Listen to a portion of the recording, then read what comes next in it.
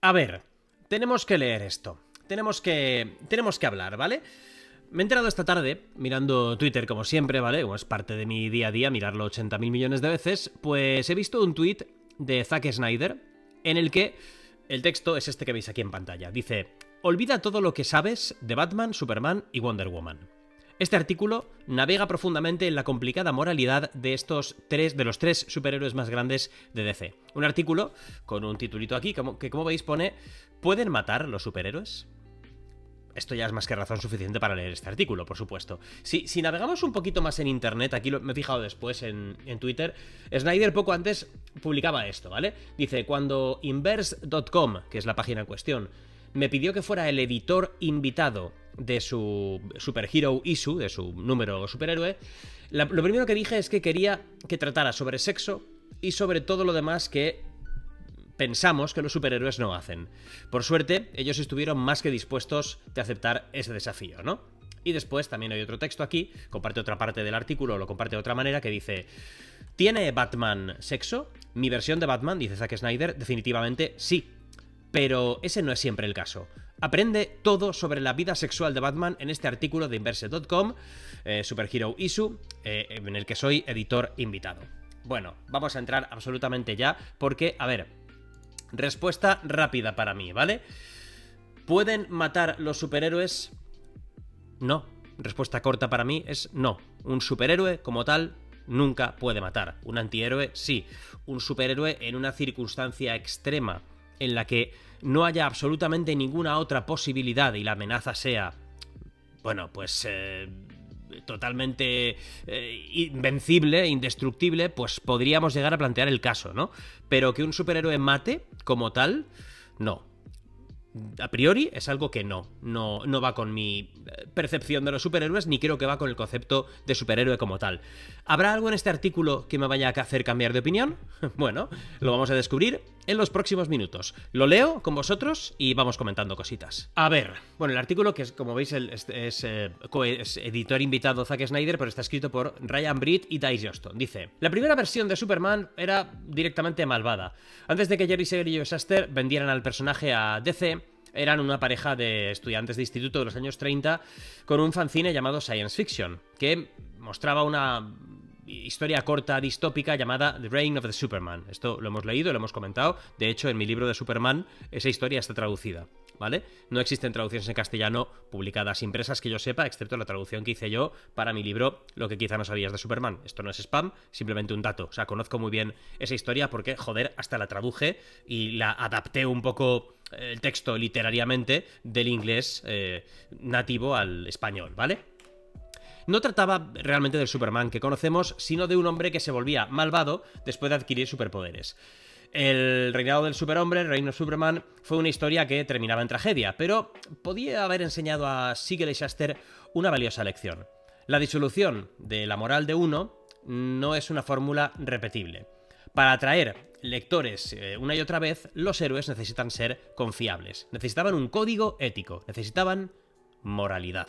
Por casi un siglo, Superman, Batman y Wonder Woman, conocidos colectivamente como la Trinidad, han representado lo que significa o lo que representa, perdonad si alguno lo leo muy bien, pero estoy traduciendo simultáneamente desde el inglés, han representado lo que suele ser lo que se considera un héroe y han marcado las reglas para todos los demás que han seguido. Así que vale la pena preguntarse de dónde viene su moralidad y cómo ha cambiado durante las décadas.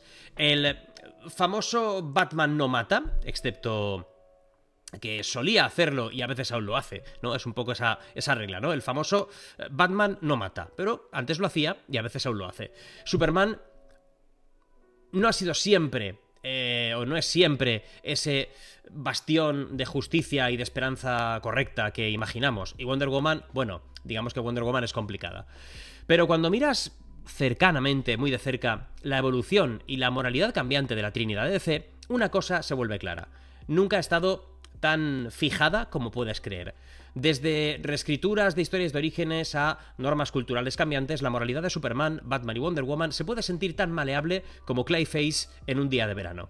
Pero mientras que no hay una ética clara, un arco de ética clara que lleve a nuestros héroes del bien al mal, o del mal al bien, los muchos cambios que han experimentado durante el camino revelan una cantidad sorprendente sobre la naturaleza del superheroísmo en sí mismo. Cambiantes historias de origen. La primera versión oficial de Superman, Action Comics número 1 en el 38, no se parece al bastión de esperanza y moralidad que creemos hoy en día tampoco. Entonces, en aquella época, Superman's Aims, ¿cómo les lo puedo traducir, chicos? Hacia dónde apuntaba Superman, ¿no? Digamos que Superman se inclinaba más hacia el lado de Batman, ¿no?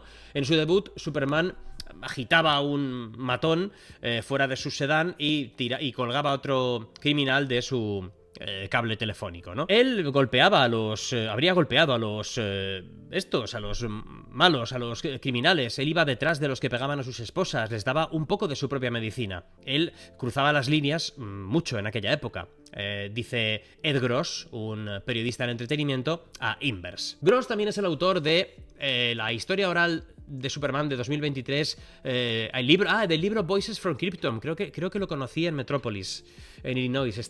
Cuando fui a la Superman Celebration, creo que este señor estaba... Si Mati está viendo este vídeo, por favor que lo diga en comentarios, porque me suena que este señor estaba con su libro Voices from Krypton, estaba vendiendo ejemplares en la Metropolis Celebration. Lo que pasa es que coincidía cuando yo tenía el turno de firma y foto con Lana, con Christine Kreuk, y no tuve tiempo de más. Eso, Voices from Krypton, y su investigación revela que el Hombre de Acero nunca fue tan guay y poderoso, ¿no? No era todavía aquel tío. Él apareció en la Depresión, ese periodo de Norteamérica conocido como la Depresión, después del crack del 29 y todo esto, en un contexto pues muy duro y unos tiempos muy cambiantes, donde la gente se sentía oprimida y necesitaba a alguien que luchara por ellos, porque ellos sencillamente no podían, así que él lo hizo. Bueno, y aquí veis como Superman pues se hincha a hostias con los malos, sí. Unos años más tarde, el mundo cambió y los superhéroes cambiaron con él. La Segunda Guerra Mundial empujó a todo el mundo hacia un patriotismo más rígido.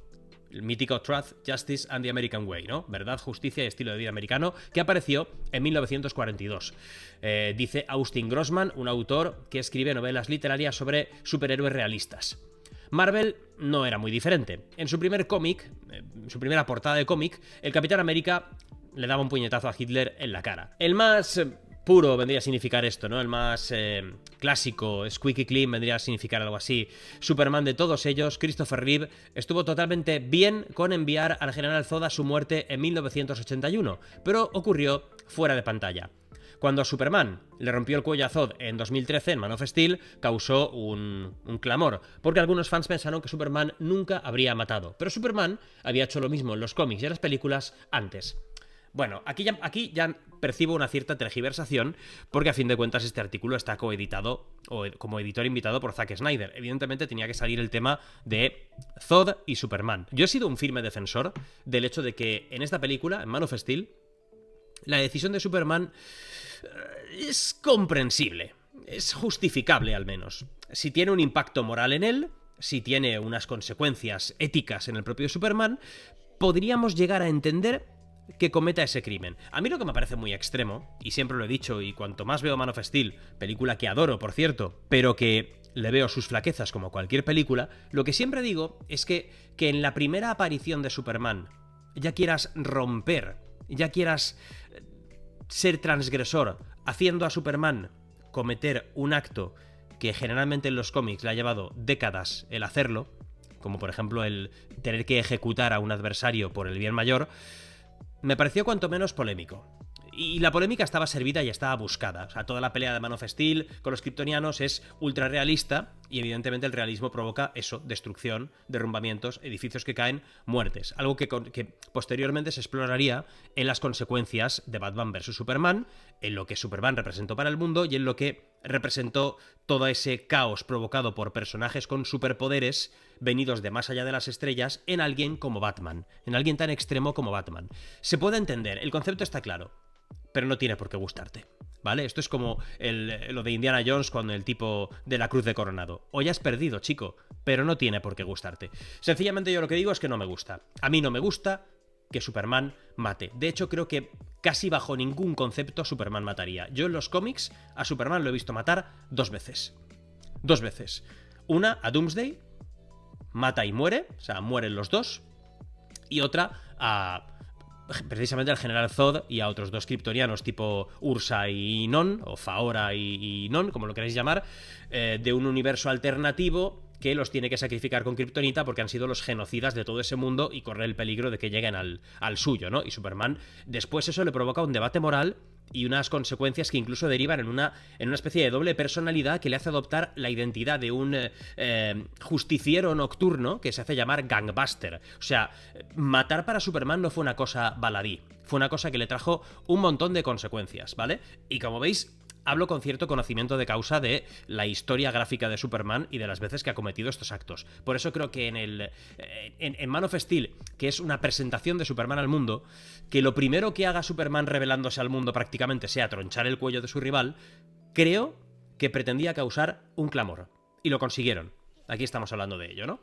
No es lo mismo que con lo de Superman de Christopher Reeve. Técnicamente, cuando los malos kryptonianos de Superman 2 están sin poderes, no morían, porque hay una escena eliminada en la que se les ve salir detenidos, pero como es una escena eliminada, vamos a presuponer que mueren los 3. Vamos a presuponer que morían los 3. En cualquier caso, eran otros tiempos cinematográficos en los que creo que todo te empujaba a ver las cosas de una manera distinta. Una muerte en pantalla en los años 80, en una película como Superman, en el 78, o en el 80, como en el caso de Superman 2, no tenía ese impacto. O sea, tú podías ver al Batman de Michael Keaton meter una bomba a un malo y tirarlo en una alcantarilla y que la bomba explotara y él se fuera sonriendo, y tú no pensabas, joder, Batman acaba de matar a alguien.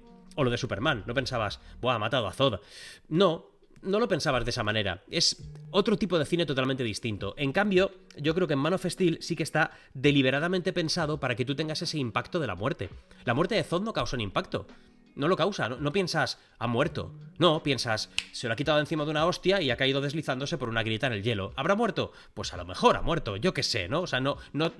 Lo importante de esa secuencia no es la muerte de Zod. Ahí es donde quería llegar con esto. Lo importante de esa escena de Superman 2 no es la muerte de Zod, o el puñetazo de Lois a Ursa y que la tire a la zanja, o que Non se tire a volar y caiga y parece que se mate. No. Porque tú no has visto expresamente morir a nadie. No has visto expresamente a nadie matar a otro nadie. Lo importante es cómo en ese momento Superman ha engañado a los malos, ha conseguido llevarse las cosas a su terreno y ha vencido. Eso es lo importante de esa escena, que no enfatiza en la muerte como la parte importante de todo eso. Aquí sí. En Man of Steel la muerte de Zod es lo verdaderamente importante. Eso es lo que realmente quería decir. Proseguimos. Muchos fans piensan que Superman es el último, el buen chico definitivo, mientras que Batman tiene una moral más flexible. Como dijo Batman en Hush Volumen 2 en 2004, en el fondo, Clark esencialmente es una buena persona. Y en el fondo, yo no lo soy. Una muy buena frase, por cierto. Pero de vuelta a 1939 la diferencia no era tan obvia. En aquella época, lo único que separaba a Batman y Superman, en términos de sus estilos morales de luchar contra el crimen, era que Batman disparaba a la gente con un arma y Superman no lo hacía. Y entonces, aparentemente, de la noche a la mañana, Batman comenzó a seguir un nuevo paquete de normas. Batman mentiría, golpearía a la gente, torturaría a la gente, pero no mataría. Dice Mark D. White, profesor de filosofía del colegio Staten Island, no sé qué, y un experto en el campo de la ética de los superhéroes. Batman es un consecuencialista, alguien que hace juicios morales a base de calcular lo mejor posible o la opción menos horrible, ¿no? Repito esta frase que ha quedado confusa. Alguien que hace juicios morales calculando la opción mejor posible o la menos terrible. Pero como él no está dispuesto a matar, él no es un puro consecuencialista. Eres lo que llamaríamos un consecuencialista constreñido, ¿no? A medias, digamos, dice White. Generalmente un consecuencialista, excepto que hay ciertas líneas que él no cruzará. Pero eso describe cómo Superman se comporta también. No están tan lejos. No fue hasta noviembre del 39... 9 meses después de su presentación, que el co-creador de Batman, Bob Kane, escribió Leyenda, el Batman y cómo llegó a ser. Un ensayo de 2 páginas que revelaba toda la motivación completa de Batman, que estaba conectada con su odio a la violencia con armas. En esencia, la moralidad de Batman, o al menos desde su específico código ético, es no armas, no matar, como se dice en Dark Knight Rises, fue retroactivamente inventada entonces. Como Gilles Lepore escribe en su ensayo para el New Yorker El arma de Batman, esta decisión creó un entero trasfondo nuevo y un centro moral para Batman. Los superhéroes no eran soldados o policías, eran ciudadanos privados. Ellos no debían portar armas. Los villanos portaban armas. La historia de origen de Superman también ha tenido un reinicio, digamos, reciente. Al principio, en los cómics y en los shows de radio y los shows de dibujos animados, se decía que Superman se crió en un orfanato. Cierto.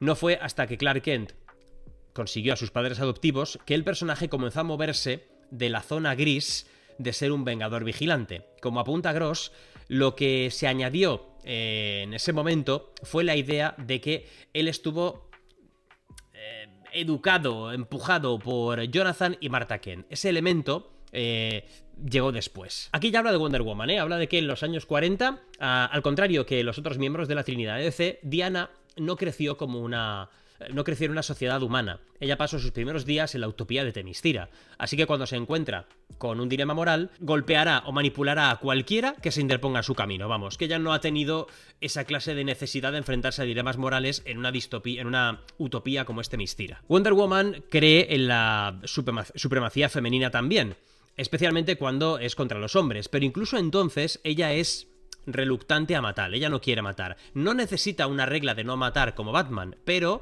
ella cree en intentar hacer todo lo que sea posible, ¿no? La moral primera de Wonder Woman es mejor explicada en el concepto de Kant, del filósofo Kant, imperativo categórico. Esto lo he tocado yo en filosofía cuando estudiaba en el instituto y en la universidad. Un conjunto de imperativos morales incondicionales que la gente sigue, que todas las personas siguen. Sin embargo, sus fundamentos morales, sus cimientos morales pueden a veces parecer extraños. Las Amazonas podrían haber desarrollado esta misma teoría de la moral que teníamos en The Man's World, o como quiera, en el mundo de los hombres, o como quieras llamarlo, dice White. Pero eso no significa que ellas lo implementaran esas ideas del mismo modo, porque su cultura era muy diferente.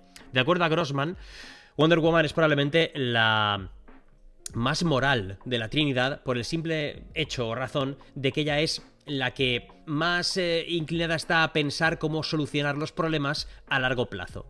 Si algún megayate se está hundiendo, ¿qué hace cada uno? Superman diría, ok, salvémoslo, obviamente.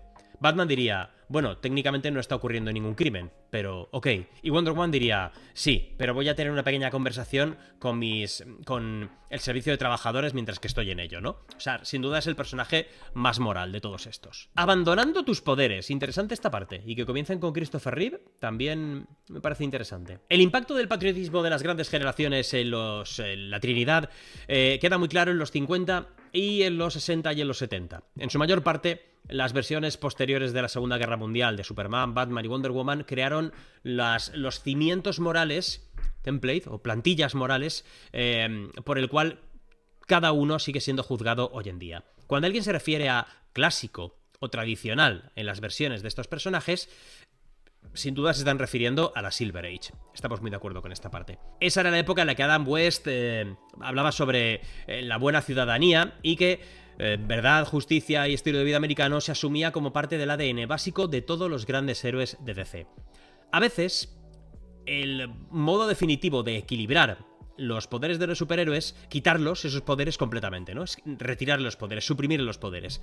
En la etapa de los 60 de Wonder Woman, Diana abandonaba sus poderes después de que su novio fuera encontrado culpable de asesinato, que no cometió, así que ella podía quedarse en la Tierra e investigar el caso. Quiere decir que en ese momento Wonder Woman no era tan poderosa, ¿vale? Después de perder los poderes. Su principal defensa es el karate y lo usará contra cualquiera, desde matones contratados hasta adolescentes rebeldes. Aquí vemos algunos ejemplos de Wonder Woman pegando patadas karatecas y golpes de karate con un kimono y un cinturón blanco. Algo similar pasaba en 1981 en Superman 2, en la que Clark Kent era motivado por el fantasma de sus padres kryptonianos holográficos a abandonar sus poderes para vivir una auténtica vida con Lois Lane.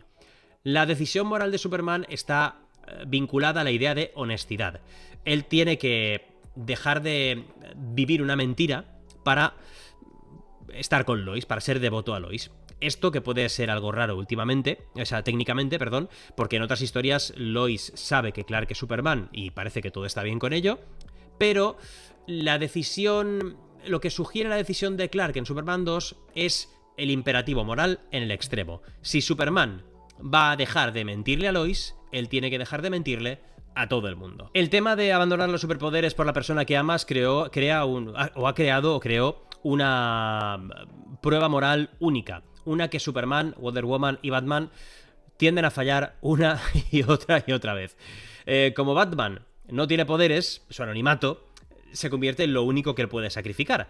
Pero incluso el Batman tan rarito, ¿no? Tan especial de Adam West estaba reticente a quitarse la máscara. Cuando Batman le revela su identidad a otros, como cuando Clark y Diana pierden sus poderes, sabemos que solo es una cuestión de tiempo que él vuelva a ponerse la capa y la capucha. Bueno, Doctor Manhattan aquí como imagen, qué buena. En Watchmen, Alan Moore, la gran deconstrucción de los superhéroes de Alan Moore, ofrece quizá el mejor ejemplo de superhéroe abandonando sus poderes en el Doctor Manhattan. El super conocido y poderosa versión de Superman de Alan Moore, Doctor Manhattan, su mera existencia actúa como una especie de... ¿Cómo expresar esto? Nuclear deterrent, como una especie de silo nuclear, ¿no? Por decirlo así, imponiendo el poder de América al resto del mundo. Esto es la base de Watchmen, ¿no? Mientras que el personaje, al final, evoluciona más allá de la necesidad de la humanidad e intenta apartarse, su ausencia y el caos que crea son más peligrosos que su implicación directa. Esto es muy bueno, ¿eh? Igual que Superman, Batman y Wonder Woman, su existencia crea una trampa ética de la que él no puede escapar. Qué buena esa frase, ¿eh? La existencia de personajes como Superman, Batman, Wonder Woman o Doctor Manhattan crean una trampa ética de la que ni ellos mismos pueden escapar. La verdad es que es muy interesante. Por ahora, excepto la parte de Zod y Superman, que no estoy de acuerdo como lo han enfocado aquí, aunque entiendo lo que han querido expresar, el artículo me está pareciendo muy interesante. No sé a vosotros, ¿eh? Esto es una lectura comentada y ya está, pero bueno, os ahorro leerlo y al que no sepa inglés, pues igual le estoy haciendo un favor. Aunque perdonad el ritmo de lectura y todo eso, hago lo que puedo, ¿vale? Yo es que leo muy rápido, no sé leer despacito, lo siento. Batman moderno y tenemos aquí al de Frank Miller, ¿vale? Esto va a ser duro, amigos, esto va a ser duro. Batman pasó por cambios dramáticos en los años 80, comenzando por los años 80. La famosa historia de Frank Miller del año 86, The Dark Knight Returns, mostró al Caballero de la Capa como el único superhéroe en un futuro deprimente en el que Superman sirve como un refuerzo brutal del gobierno. En el año 87, con Jim Starlin, DC... La continuidad primaria de DC publicó Una muerte en la familia, en la que el Joker mataba brutalmente a la segunda versión de Robin, Jason Todd. En los 80 y principios de los 90, versiones más duras de Batman empezaron a hacerse camino en las corrientes menos vinculadas al cómic, digamos así, entre la gente menos vinculada al cómic. Claro, está hablando de Batman, vale, de Batman de la película, ya entiendo la frase. En Batman, de Tim Burton, del 89, Bruce Wayne estaba claramente ok con el asesinato. ¿Ves? Lo que os digo, el Joker es asesinado al final de la primera película y Michael Keaton, como Batman, es... Bueno, sin reglas hacia el pingüino, en Batman vuelve también. Incluso Val Kilmer y George Clooney no parecen ser tan moralmente claros como el enfoque de Christian Bale en la trilogía del Caballero Oscuro. ¿Esto lo está diciendo en serio? O sea, que Val Kilmer y George Clooney no parecen... Don't seem as morally clear as Christian Bale's take in Christopher Nolan's Dark Knight Trilogy. O sea, ¿de verdad consideramos que el Batman de Christian Bale es moralmente ético? O sea, yo aquí tengo un montón de dudas con esto. Sinceramente, porque para mí en la primera película... O sea, sí, este Batman tiene una regla muy clara de no matar, el de Christian Bale, de no disparar, todo lo que tú quieras, pero... a lo que le hace a Ra's al Ghul, por ejemplo, el no voy a matarte, pero no tengo por qué salvarte. O sea, básicamente lo has dejado morir. O sea, dejar morir a alguien por omisión, sabiendo que va a morir por tu omisión, es básicamente lo mismo que un asesinato. O sea, es como disparar sin mirar, ¿no? En fin, bueno, esto sería cuestionable al menos, pero cuestión de enfoque.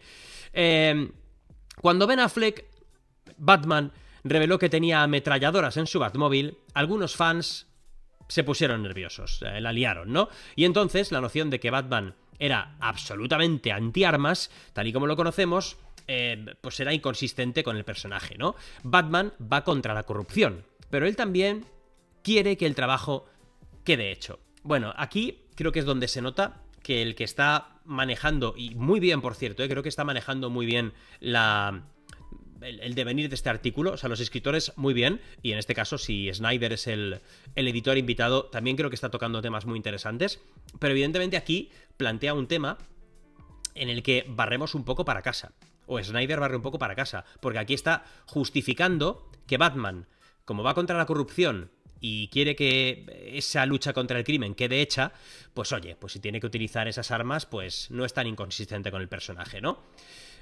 Queremos justificar las ametralladoras del Batmóvil. Ok, pues perfecto. Quizá no es lo que más me choca de lo de las ametralladoras del Batmóvil, que es cierto que llamaba la atención y que se carga 50 coches y la gente que esté dentro, ¿no?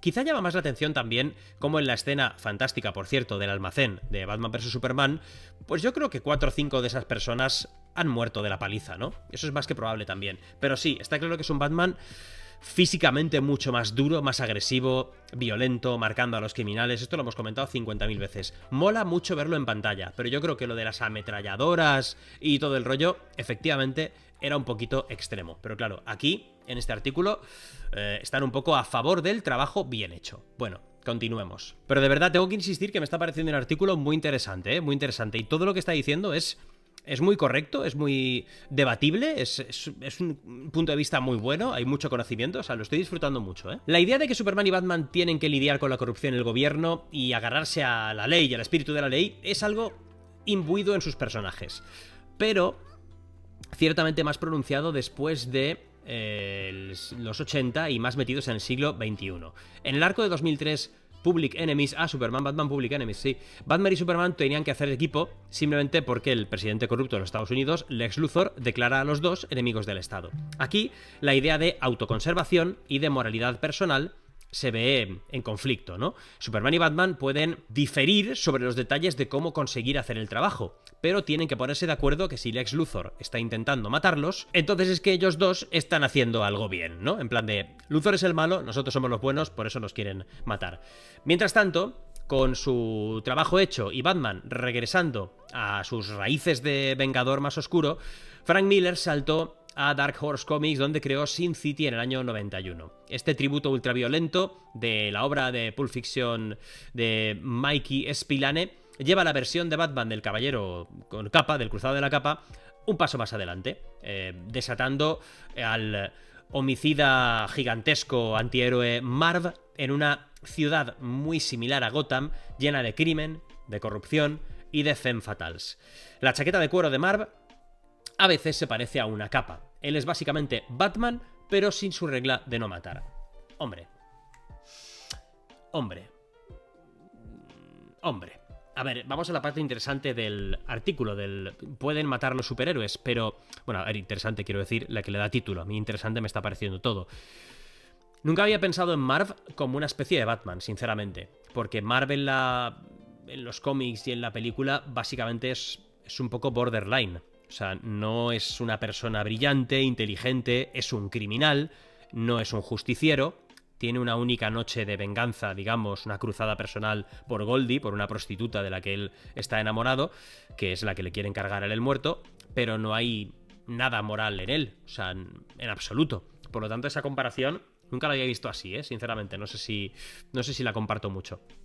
Bueno, al lío. ¿Pueden matar los superhéroes? En julio de 2005, solo un año antes de que Marvel separara a los Vengadores en Civil War, DC Comics puso a Wonder Woman contra su peor enemigo nunca. En Crisis Infinita 1, ya sé lo que van a decir, Maxwell Lord. Maxwell Lord, el supervillano, se las arregló para ganar control mental sobre Superman. Max forzaba a Wonder Woman a una horrible pelea contra Superman que creía que Diana había matado a Lois Lane. Diana intentaba todo para volver a traer de vuelta a Kal-El, incluso con el lazo en su garganta, pero no era suficiente. Así que Wonder Woman tomó otro enfoque. Conminado a contar la verdad, él revelaba que, sin importar qué, él podía hacer que Superman matara a cualquier persona que él quisiera. Ella pedía saber cómo liberar a Superman, y Max le decía, mátame. y sin más palabras ella le troncha el cuello. ¿Vale? Eso, recuerdo esa historia y el impacto que tuvo, generó después el un año después y todo. O sea, claro, lo que me gusta de esto es que como lector de cómics que soy, y sobre todo de esa época, todo esto para mí es una clase de repaso. O sea, he vivido toda esta mierda y sé perfectamente de lo que está hablando, ¿no? Bueno, ya le rompe el cuello. Para una heroína que empezaba como un papel positivo, un modelo femenino positivo, este fue su acto más despiadado por el momento. Un año después, en Wonder Woman 600, ella decía: no mates si puedes herir, no hieras si puedas someter, no sometas si puedes pacificar, y no levantes tu mano hasta que primero no la hayas extendido. Pero en aquel momento el asesinato era la única opción. De hecho, este es el asesinato, fantástica esta viñeta, de Maxwell Lord. Además me encanta porque no se lo pensaba, ¿eh? Era kill me, y ella, pues Catacroker. No, me encantó. En esos momentos en los que la moral de Wonder Woman se vuelve completamente distinta de la de Batman y la de Superman. Ella está dispuesta a comprometer sus principios de no matar si eso significa prevenir muertes en el futuro. Se llama no sé qué deontológica, ¿no? La Threshold Deontology, no sé, parece una categoría de Pornhub. Dice Mark D. White: tú sigues cualquier regla moral o principio, en este caso no matar, hasta que el coste de seguirla se convierta en algo inaceptable, ¿no? Muy entendible. Esto es lo que hablamos un poco de lo de Superman y Zod. O sea, podíamos haber llegado a entender, yo llego a entender por qué Superman mata a Zod. Superman le está diciendo básicamente Zod, le está diciendo a Superman en Man of Steel, le está diciendo un Maxwell Lord: detente, para, no sé qué. Never. O sea, nunca quiere parar. Entonces Superman toma la decisión con la que menos bajas vas a obtener. Que sí, que todos hemos pensado, te lo puedes llevar al espacio, a la luna, eres Superman, hay mil formas. Pero ese modelo de Superman en ese momento, ese Superman recién aparecido, novato, no. Claro, ahí entran otro tipo de cuestiones. O sea, al final, hacer a un Superman novato, que aún no es Superman, la gente aún no lo conoce, aún le tiene miedo, que va a abrir un dilema moral, hacerlo matar es controvertido, ese es el problema. Pero aquí en este caso el asesinato de Wonder Woman a Max Lord es algo que, dentro de la escisión que provoca en la propia Trinidad, se puede llegar a entender. O sea, se puede llegar a entender. Tú no puedes dejar a Superman descontrolado y que a una orden de Max Lord mate a quien él quiera que mate, ¿no? El objetivo de Wonder Woman no es la pureza moral, es la reducción de daños. Es aquí donde Batman y Wonder Woman probablemente tienen más en común con cada uno de lo que no tienen. Superman existe para que nos hagamos la pregunta de lo que está bien absolutamente. Un imperativo categórico por el cual cada uno debe actuar. Pero Batman, Wonder Woman y Superman no existen en la misma historia una y otra vez. En cada nuevo comic book, serie de televisión o película, cambian los personajes de modos sorprendentes.